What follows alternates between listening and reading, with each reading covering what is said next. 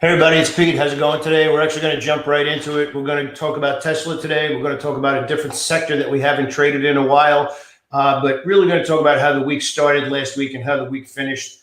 Obviously, we're going to be talking about whether you should be buying Tesla stock or not, whether I plan on buying Tesla stock or not. Earnings after the close today can be super interesting, but this is where we want to focus right now. If you remember last week, actually a week ago this Monday, the market got hit hard on coronavirus news and other things, and we recovered amazingly. Probably one of the strongest 5-day runs that we've had in a long, long time. Good volume on individual stocks. The market, not so much. We'll take a look at that in a second, which caused me to not want to be long heavy into the weekend.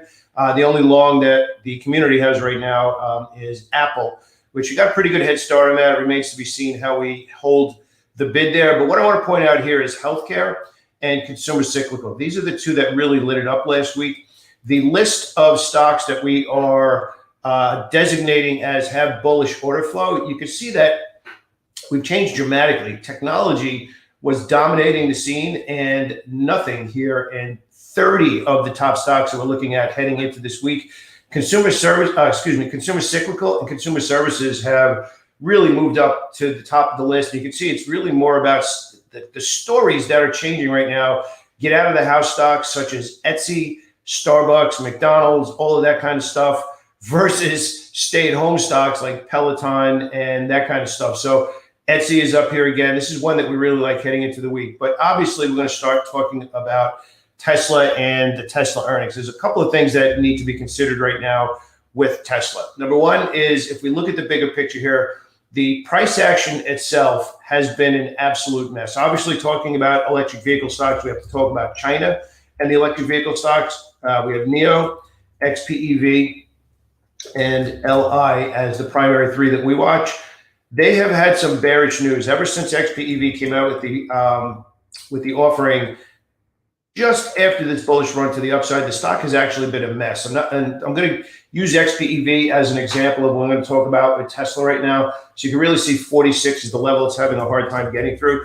So what are the stories of Tesla? I mean, the stories of Tesla, number one is China. What is the demand going on in China? They normally don't break it down by region like that. They need to prove right now that they can actually make money in China. I don't know if they can or not. As of right now, they haven't been.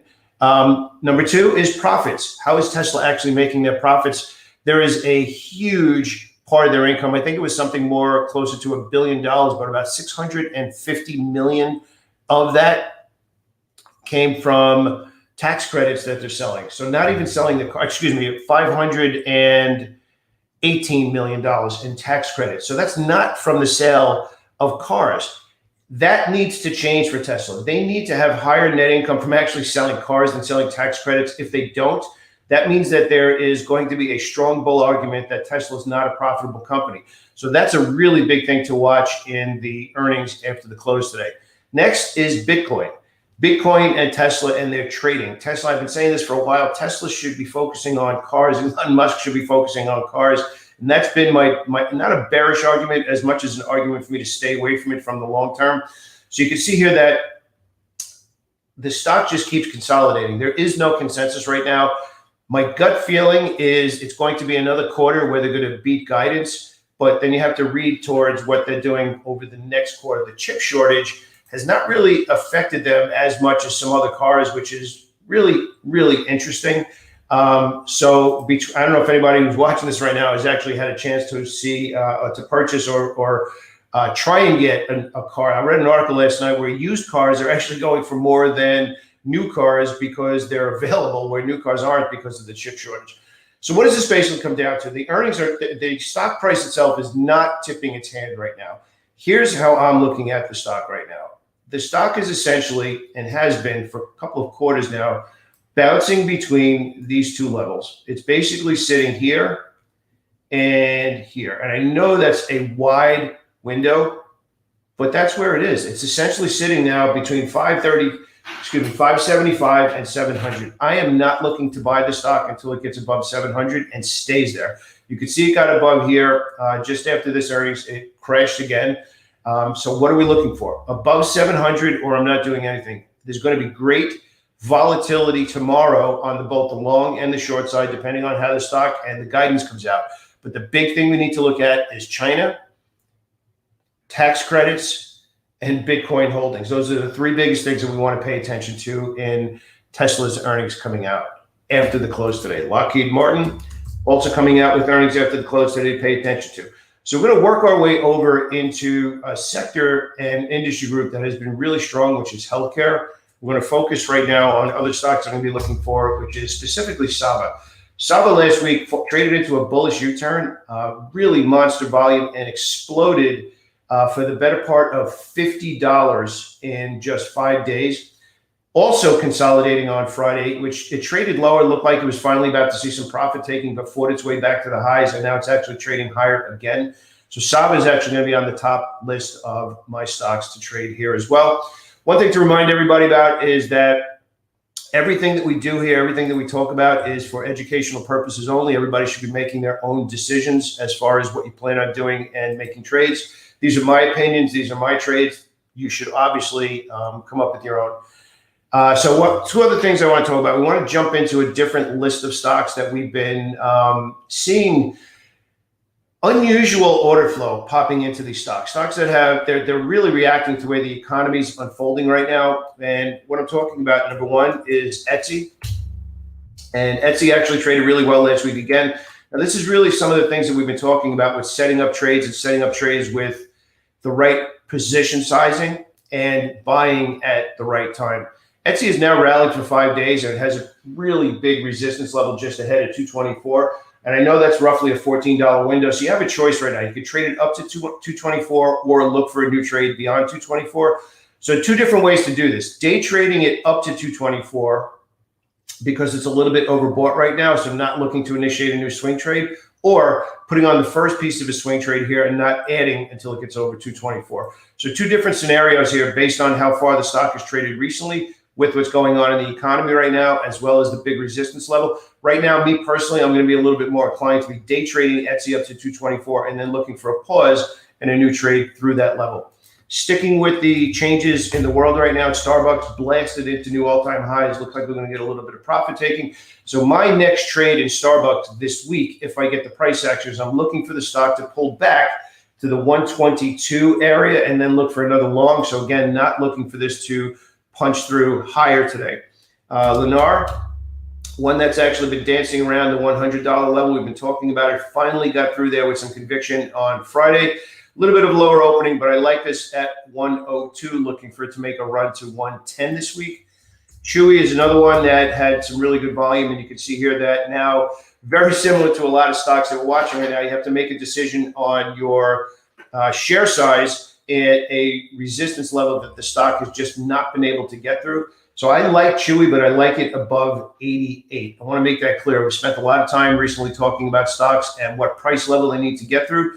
Right now, Chewy above 88. I want to talk about a couple of other stocks that are in play right now. McDonald's, really good breakout, a couple of bullish gaps last week. But again, very similar to some of the other stocks, I am going to be looking to day trade this because of how far and how fast it's gone over the last 5 days. Swing trading, I'm looking for it somewhere closer to the 238 area. I want to talk about Twitter for a second. We were actively trading this on Friday. We were hoping that Twitter traded the same way that Snap did, which we'll get into in a second. It actually didn't. We've had 71 as the level for a while now that we needed for it to get through and clear. Cleared 71, but now it's right back down to 71. So I'm going to be very strict with Twitter this week. I'm only going to be watching the weekly chart, not the daily chart. And I'm making sure that it's staying above the opening price on Monday. If it can't hold Monday's opening price, I'm going to leave it alone.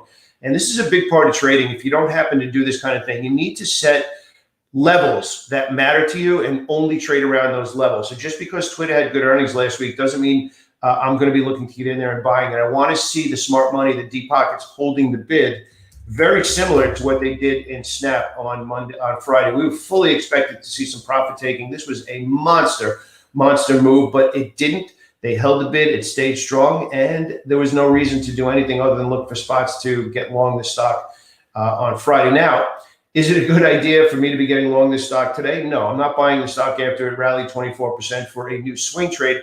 I do want to see the stock pull back into the $74 area and then look for a new long. Okay, this is most likely, though, for everybody who's looking for a longer term play, the stock is most likely going to consolidate this move this week. As far as the swing trade perspective, it should give us some good active day trades. One of the stock that I want to talk about that we've been pretty active in the community is Virgin Galactic. Absolutely has not been in play as far as a long trade since the launch, actually, over here. So what we're really going to be doing right now is this is nothing more than a day trade. I'm getting a lot of comments and questions about Virgin Galactic. Is it a good longer term play? I've made it clear I'm waiting for the stock to go well bid, which we actually got here. On the way down, we tried to get long the stock a few times, did not hold the bid. So it went well bid here finally, and we were looking for that to happen again. And right away the next day, it actually went well offered. So I am not looking, I want to make it clear, I am not looking to be a buyer of Virgin Galactic from a swing trade perspective until it goes well bid and then holds that well bid. So we need to see one more day of higher highs and higher lows. Working our way over into some crypto stocks, just to give everybody perspective on what crypto is doing right now. Crypto finally held the $30,000 level that we've been talking about for a while, and you can see overnight and over the weekend a really, really good bounce. So that means that in our community, we'll be paying attention to Mara, which is getting a huge boost today, and Riot. So they will be day trades for me, maybe swing trades if they hold the bid over this week and can clear some resistance levels. So that's what I got this week. Tesla's obviously going to be the big one that we're going to be paying attention to. Those are the levels that I've mapped out. Over 700 is the big level that I'm watching for Tesla. The big things to watch before you buy Tesla stock: how is it making its profits? What's going on with this Bitcoin holdings? Is the semiconductor chip shortage affecting them? And what is going on with them in China? So if you have any questions, definitely leave a comment. And if you're first time to the channel, definitely click down and subscribe. And don't forget to smash that like button. Have a great day, everyone.